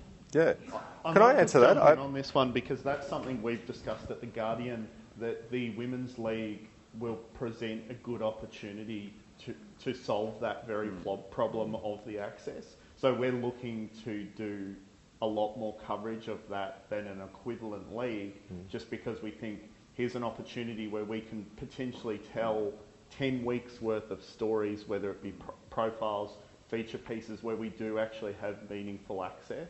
So that's something that we're discussing at the moment in that context. It's absolutely something we are doing more of. And look, personally, there's some myth-making around the media exposure of women's sport, and it's always we used to always be quite offended by the women's electoral lobby every year used to come out with some spurious thing that's 7% of compared to 93 and so forth. Yeah, and all of that sort of stuff, which was a nonsense to us commercially, but also on the grounds that women's sport were particularly poor at pushing themselves to us. They're doing that really, really well now. Like someone like Lisa Alexander, who's coach of the women's, she'll ring me or tweet me or whatever and say, you got that wrong, talk to this person, do that, whatever. And she's just one example across many sports. They're pushing themselves out there, they're inviting us in. Whereas in the past, and I won't go into the reasons why, but there were big barriers put between sometimes a male sports writer and female sports, and they've crashed down, and it's a great area. I totally agree, and I love going along and being welcomed somewhere rather than being kept on the outer. It's a great area for us. Thanks. Simon's my name. I've been a subscriber to the Washington Post for the last 2 months, and my subscription ends in a month's time. Over the last few weeks, they've probably published articles that have been the most read on the planet. The cost of that subscription is 99 US cents.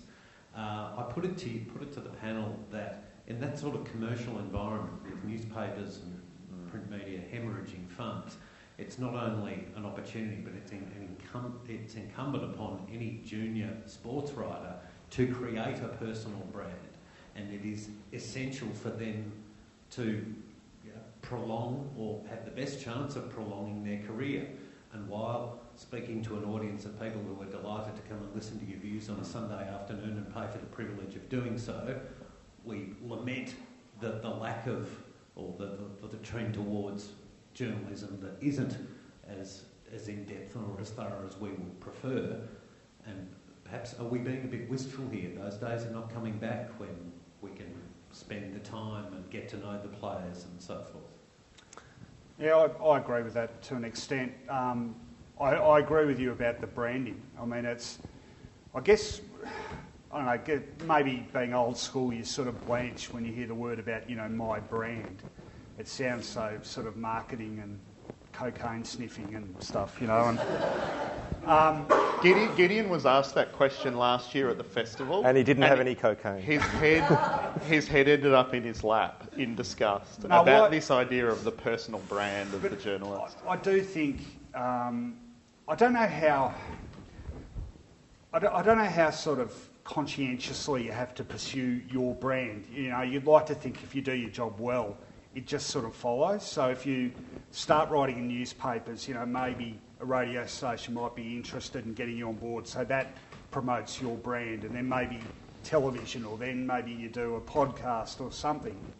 I think I agree with Richard about, people who sort of try to push the envelope too quickly. You've got to, I reckon, in my book, you've got to get a few runs on the board before you start sort of expanding across into other areas of the media. But I do recognise your point about with the particular mastheads' futures being so tenuous that it's probably more and more important for individuals to develop a brand of sorts. Yeah. I remember possibly about 10, 15 years ago, a friend of mine who's the tennis writer for the New York Times brought that very topic up. He said, we're all going to have to be our own brands in the future because the model's broken, and we're going to have to go towards...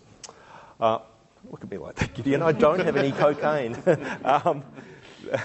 And he's gone in those terms. And like everything else, in real estate tips, racing tips and whatever, I ignored him completely. But in a sense, that has gone down that trail in some regards, particularly in America, where it's been a drastic breaking up of the old print media, and people have created brands that they've parlayed into television, radio, podcasts, whatever. Here, it's been slightly different. I think we're asked to be brands within our organisations, and that's in terms of like tweeting or whatever you want to do, anything that will bring hits to the website. Are they still called hits? Yeah. Oh, okay, good. That's an interesting one, because there's still plenty of, Gideon, you mentioned this yourself, there's still plenty of journos who are resistant to social media, and fair enough, it's an individual choice, but I'd always argue the pros outweigh the cons of that, but I think if you do make a decision not to engage on social media, you perhaps are denying yourself some reach. But I'm not interested in reach, really. I'm not interested in being branded as a sports journalist. I've had opportunities to do more in the sporting area. I've had opportunities to kind of get more deeply involved in electronic media, and it just hasn't appealed to me. You have the privilege. I guess, yeah.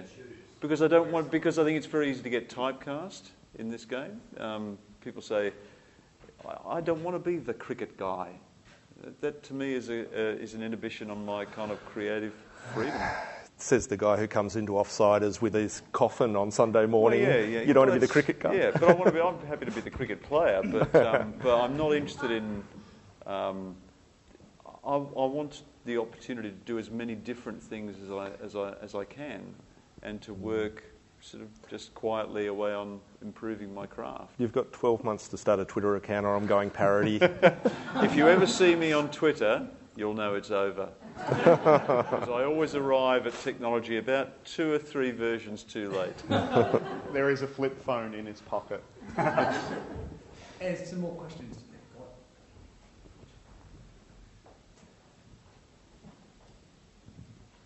You were just talking about access to players and that so forth. How much now is there, I'm just going to try and read what I actually quickly wrote here, is there pressure for newspaper or from pressure on newspapers via from book publishers, e.g. former players releasing a book, to do stories on like exclusive clips from their book? Like an example at the moment would probably be Michael Clark with his media commitments in doing like a 60-minute story tonight and clips in one of the News Limited papers today. I think that feeds into the idea of PR infiltrating journalism and the need for content, that there's those two factors play off each other, that a lot of particularly print publications need to fill the space, and there's a meeting of interests there that is sort of insidious and almost unavoidable now for a lot of print publications. Yeah, having avoided the deadly ghostwriter role, I've actually taken one on recently. Yeah, I have. I haven't done it before. I don't know why. But and what you do find instantly, because of course you have to get permission from your masthead to embark on outside work, is a sudden curiosity in what you might be doing in your spare time and how that might create a back page lead for them. So you have to be very careful that you don't allow that to inform what you're doing at the time, that you don't start leaning on the subject to maybe make it a little bit more salacious than it might have been.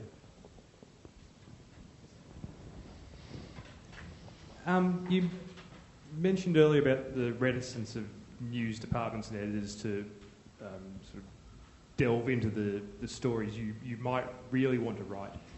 Is there a point at which you or any other sports writer can sort of leverage their notoriety to say, this is what I want to do? I do that most weeks. No, you know, sometimes you try and negotiate a bit, you know, like sometimes, and often it's in how you present something. Like I might have an idea that to some people might sound a bit egg-heady, you know, a bit stats-driven or whatever, and a bit too narrow. But it's all in how you present it. I think, you know, well, if I use Buddy Franklin as an example of this trend I'm talking about, like, oh yeah, right, you know, so we can run it online as, you know, Buddy changes the game, this sort of stuff. So I'm not saying it's a snow job or whatever, but often it's in how you present something. But look, it doesn't happen all the time, but there are times when I have a very definite idea of what I want to write, say with, you know, I do a Monday column that's sort of a full page during the season and there's about 4 or 5 different elements to it. Yeah. And I might have a very set idea on what I want my main one to be, and whoever I'm talking to, whichever editor might say, yeah, wasn't that a bit dry? What about, you know, should the Pies sack Buckley or whatever? And then it's my job to sort of make them see the greater good at hand here. And I've got to say, I can't actually remember a time where someone has said to me, no, you are not writing that, because I tend to get pretty shouty and aggressive when I don't get my way. And I think, fortunately, I've been around long enough now so that 99% of the time I can do what I want. Yeah. I've never found that. I think all my stories have been considered sufficiently lightweight enough, and I work for the Daily Telegraph, so that might tell you something. And my stories have been so esoteric that I get sort of virtually no feedback at all. You know, the extent of my relationship with my newspaper is pressing the send button. Actually, that's a really good point, though, because with books, the feedback comes a lot later than in newspapers, doesn't it? Yes. So do you sit there for 6 months going, geez, do people like it or not? What's Victor Trump going to say? It's made a lot of waves, that book. In the sports media, Lou and Jack were sort of media stars, ex-footballers, columns in the Sun, you know, as told to in the case of Lou, in the Truth with Jack. Diarrhea. Next generation Rexy Dermy. Dermy has a brand, the yellow hair, which I've painted, and his punchiness and a few other characteristics. In some ways they're celebrities, because a celebrity is an image more than anything else. And a celebrity also, one of the things with the media and celebrities are pushed up and they're also pushed down. And they both have that experience.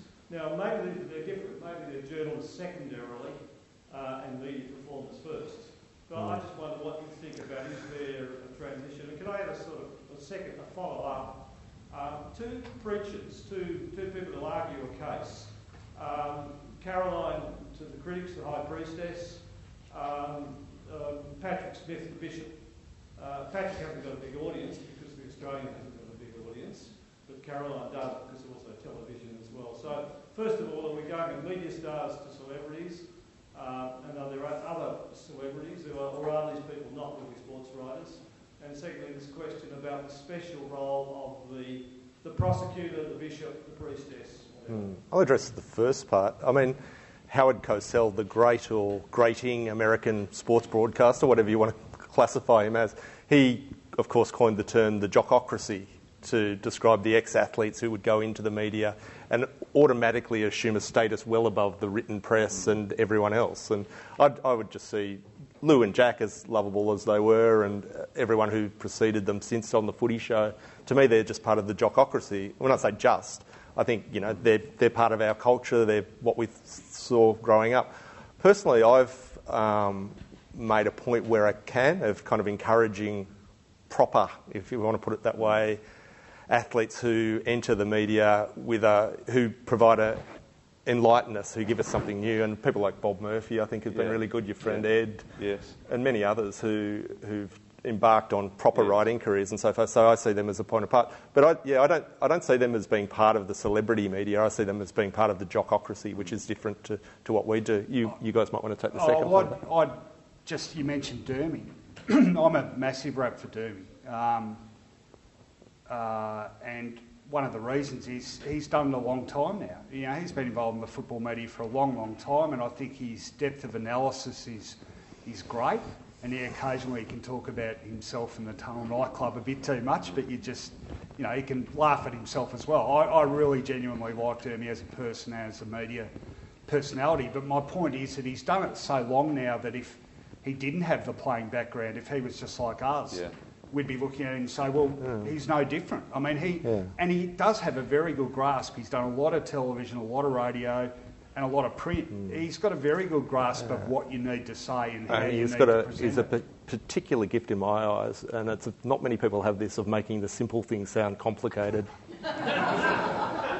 I write him. I reckon he's good. There are some interesting... I think part of it is economically driven. I think, historically speaking, players have gravitated towards the electronic media because it can pay them more.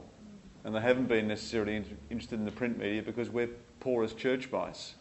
In England, where cricket's concerned, there is more of a tradition of ex-players becoming cricket correspondents because English newspapers are just that little bit wealthier, and maybe some English cricketers are a little bit better educated than their Australian counterparts. There are guys now, I mean, like Jonathan Agnew. There's probably a lot of people that don't even know that he was a player. Yeah.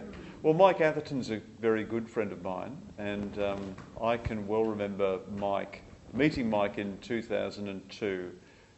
We had a bookshop event together. His autobiography had just come out, and I went along to interview him.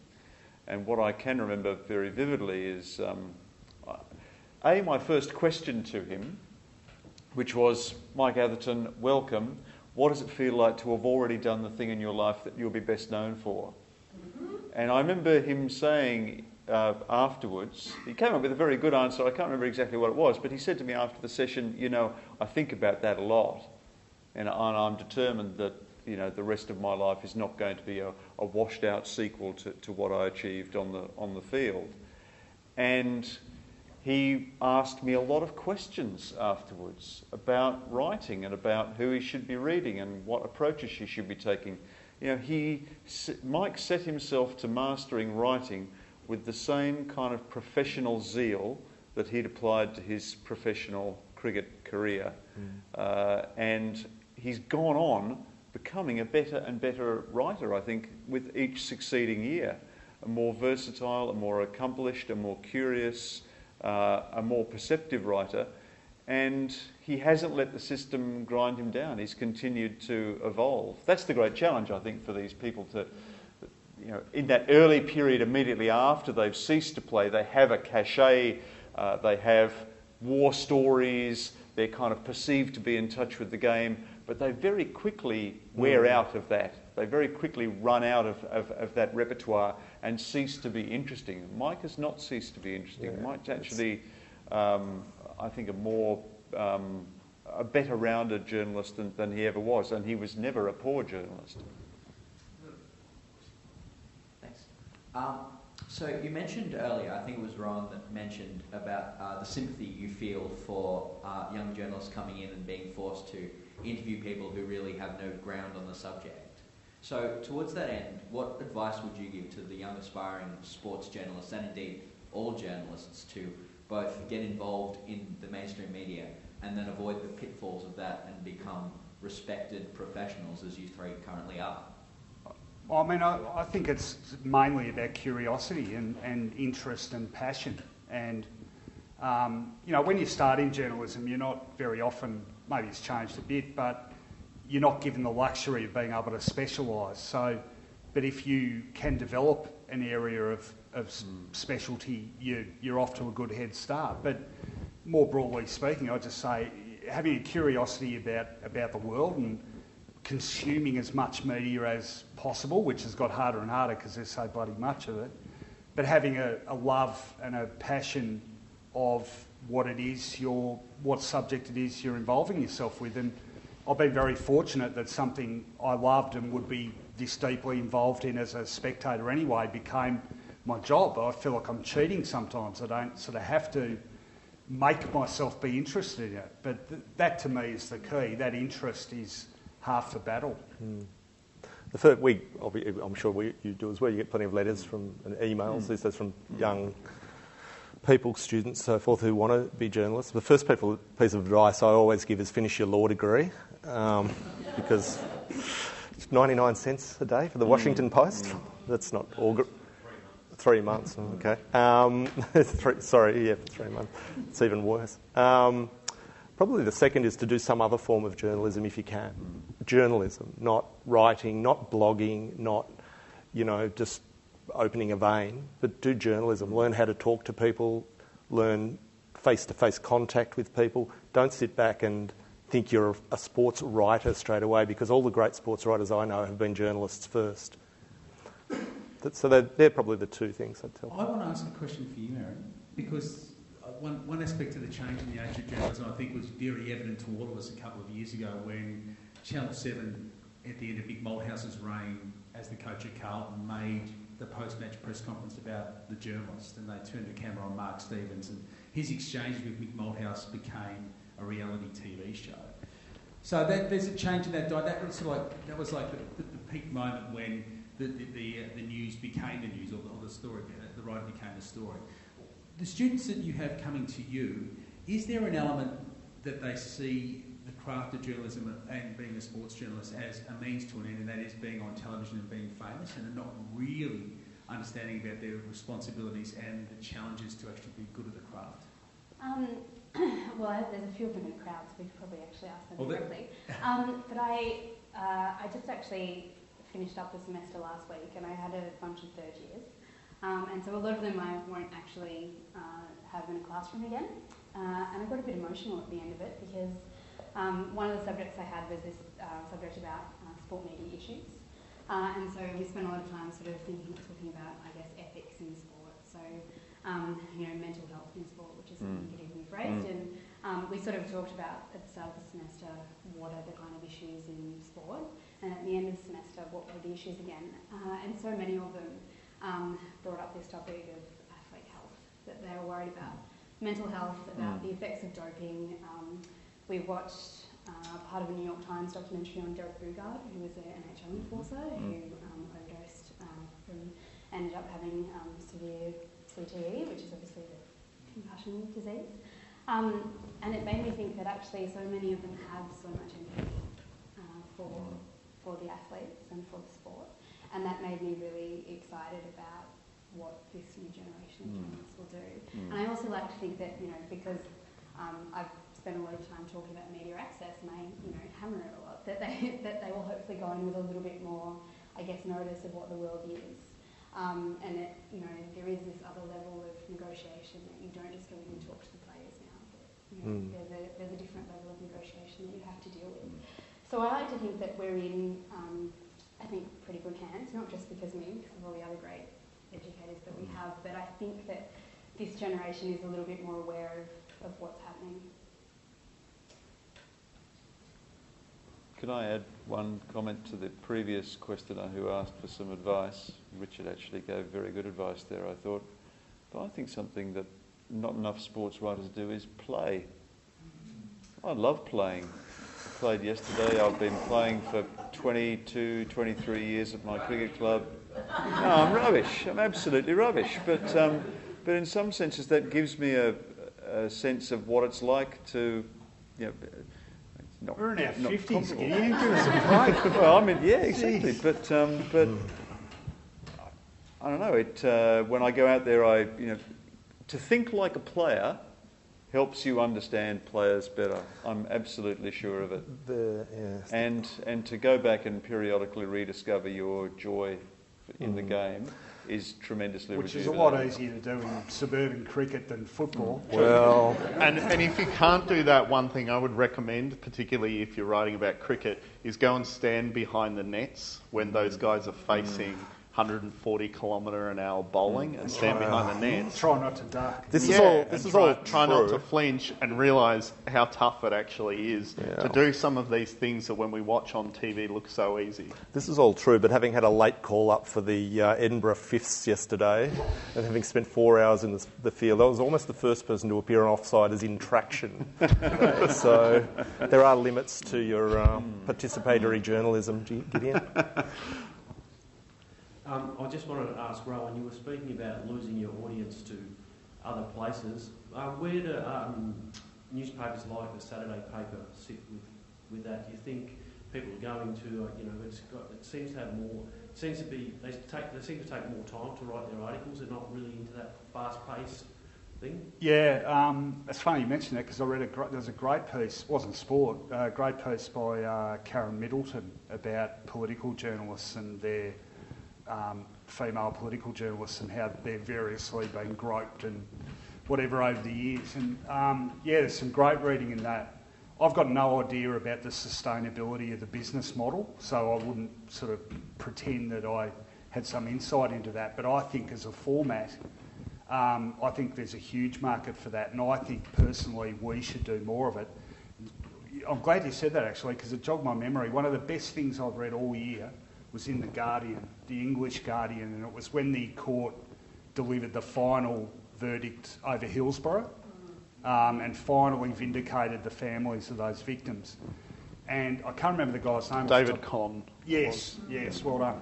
He'd covered virtually the entire thing the whole time since 1989, and he wrote an amazing piece that just took all the elements in and put it into one gripping, heart-wrenching narrative. And in addition to that, they had a story about each one of the 96 victims, so their picture, their own stories, spoken to their families and their relatives. And it wasn't only that, it was the way it was presented. Now, people talk about online being a dog's breakfast and you can't present things well enough. Well, this was it was beautiful. And I don't know, I look at The Guardian, even Russell writes for The Guardian, I love the way The Guardian looks online. I wish we look like that, and I wish we could present more stories like that. Is it sustainable economically? I don't know, but geez, I hope it is because that's the sort of stuff that I love reading the most. And also underlying that's a 27-year commitment to one story too. Do you think we'll ever see the opportunity to do that again? The resources in various media companies will allow someone to deep dive into a story like that ever again? Or is that era past? I've got my doubts, really. Sadly, I mean, our newsroom's half the size of what it was 10 years ago, and I gather, I don't think many newsrooms are growing, and the churn factor and the demand for, a revolving door of stories online, I don't see how that's going to happen. And I think when you see a story like that, what you're seeing is a lot of unpaid work that has gone into that story. It's something that we try and impress upon people, is that you really, to produce that now, you have to go above and beyond. Well, I think we might be at the end of the road today. Can you please thank our panellists? They've been fantastic. Dr. Merryn Sherwood, Rohan Connelly, Gideon Haigh, and Russell Jackson. Peter Hughes from the wonderful Brunswick Street Bookstore is just above the stairs there, and he has some books, including Gideon's new book on Victor Trumper and others available up there if you want to peruse. And thank you all for being here at the Sports Writers Festival on a Sunday afternoon, and check the festival website for where you can join us again very soon. Thanks for coming.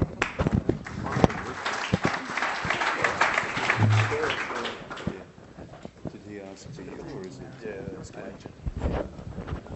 Were these things ever actually on? I don't think so.